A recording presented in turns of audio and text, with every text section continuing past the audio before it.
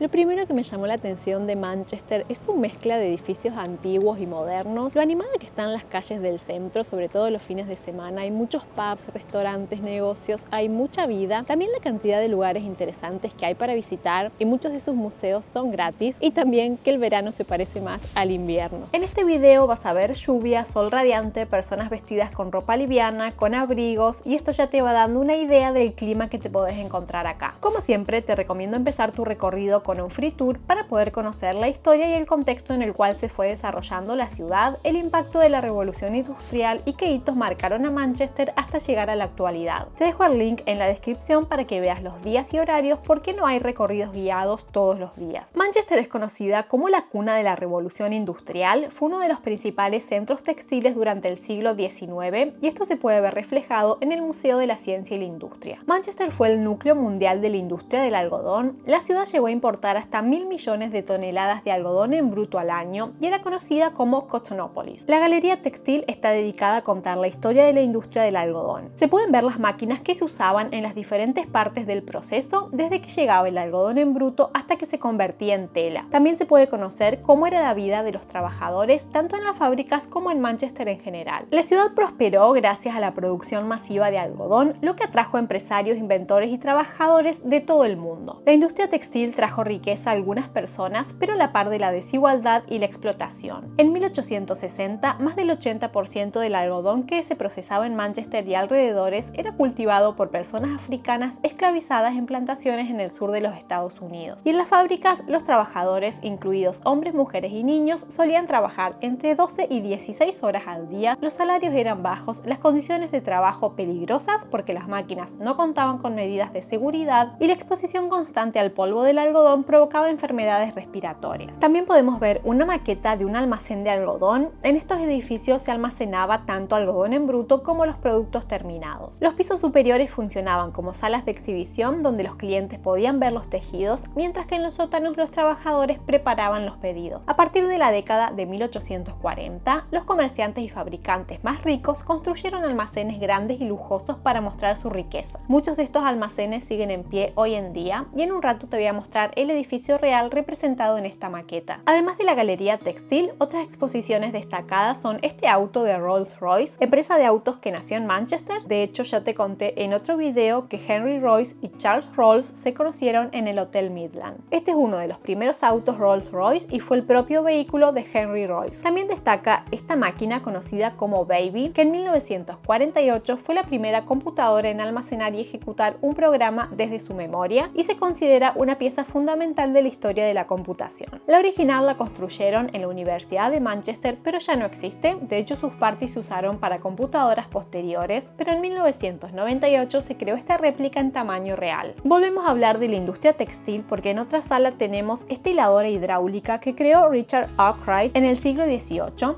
Esta máquina de hilar estaba impulsada por agua y funcionaba día y noche en los molinos de algodón de Arkwright. Y también hay una exposición temporal dedicada a Stephen Hawking. En el primer piso hay una galería interactiva que parece que está pensada más que nada para niños, pero éramos varios los adultos que estábamos experimentando muy entretenidos en esta sala. Y todo lo que te mostré es solo una parte, porque gran parte del museo está cerrada por restauración. El museo se ubica en el lugar de la antigua estación de Manchester Liverpool Road, una de las estaciones ferroviarias más antiguas del mundo, y fue el terminal de la primera línea de tren de pasajeros que se inauguró en 1830. Algunos consejos para tu visita: la entrada es gratis, pero puedes hacer la reserva online para asegurarte de que vas a poder entrar, sobre todo en temporada alta y fines de semana. Y en el subsuelo, junto a los baños, vi que hay casilleros por si tenés que dejar mochilas, abrigos o lo que sea. Y también en el museo hay una tienda de recuerdos y una cafetería. A la salida del museo nos vinimos para este parque que habíamos visto que estaba cerca, y la verdad es que no es gran cosa como parque, pero acá pudimos conocer un poco más sobre el pasado romano de Manchester, porque este era el corazón de la ciudad y se puede ver la reconstrucción de la puerta norte de la fortaleza romana Mamucium, y en otra parte hay ruinas de esta fortaleza, de la cual deriva el nombre actual de la ciudad. Y desde acá vinimos al viaducto, que desde ya te adelanto que me encantó. Este es un lugar bastante nuevo, puedes subir por la escalera o en ascensor, que aunque parece viejo funcionó bien, y por cualquiera de los dos medios vas a llegar a la entrada de lo que hoy es el viaducto de Castlefield. Te dije que es un lugar nuevo, pero lo que es nuevo en realidad es el jardín con el que revitalizaron este lugar, porque el viaducto data de la época victoriana. Se empezó a a construir en 1891 y mide 330 metros de largo. Para visitar este jardín en el cielo, como le llaman ellos, se puede reservar una visita guiada por la mañana o después de las 2:30 del mediodía se puede recorrer por cuenta propia. Una aclaración es que entras y salís por la misma puerta. Yo pensé que tenía una salida por el otro lado, pero no. Y de nuevo tenemos que hablar de la revolución industrial y del crecimiento de Manchester para entender lo que vemos en el barrio Castlefield, que es la zona más antigua de la ciudad, donde además del viaducto se concentran canales que hoy en día son muy pintorescos y un espacio de ocio, pero estos canales se construyeron para el transporte de mercancías y cuando ya no daban abasto apareció en escena el ferrocarril. El área se convirtió en el centro neurálgico de la red de transporte. Construyeron grandes almacenes desde donde se distribuían los productos que llegaban a la ciudad a través de los canales, carreteras y ferrocarriles. En este contexto fue que se creó el viaducto, que se usó hasta 1969. Y te cuento que se pueden hacer paseos en barco por los canales de Manchester. Te dejo el link en la descripción con la info. Como siempre te voy a dejar todos estos lugares marcados en un mapa para que puedas ubicarlos fácilmente y ver la distancia entre ellos. Desde acá vamos a otro lugar que me encantó. Todos los lugares que visité hasta ahora me gustaron mucho, menos uno que te voy a decir cuál es en el próximo video. John Rylands Library me había quedado pendiente de la vez anterior y superó mis expectativas. La fundó Enriqueta Rylands en memoria de su marido John Rylands, quien murió en 1888 y fue el primer multimillonario de Manchester. Era un hombre de orígenes humildes y se convirtió en uno de los empresarios más exitosos de la época victoriana. Y después de su muerte, su esposa decidió hacer esta biblioteca pública en su honor, que destaca tanto por la colección de libros y manuscritos como por su arquitectura neogótica. Su construcción llevó más de 10 años, se inauguró en 1899. La arquitectura neogótica era popular durante el siglo XIX porque evocaba una era preindustrial que contrastaba con la realidad social de la Gran Bretaña victoriana. La sala de lectura a primera vista se parece más a una iglesia que a una biblioteca y hoy en día cualquiera puede estudiar en este espacio, aunque veo un poco difícil poder concentrarse con tanta gente dando vueltas. Y más allá del edificio, que como ves es impactante, también destacaban las colecciones. Enriqueta compró la colección Spencer, que se consideraba la mejor biblioteca privada de la época, y unos años después sumó otra de importancia similar. Y quizás te pase como a mí y los nombres de estas colecciones no significan nada, pero esta biblioteca fue todo un hito para la época y lo es todavía hoy en día, que forma parte de la Universidad de Manchester. Algo importante es que cuando la visité no hizo falta reservar, pero esto va a cambiar por las remodelaciones que están haciendo, así que te dejo el link oficial en la descripción para que verifiques esta info antes de venir.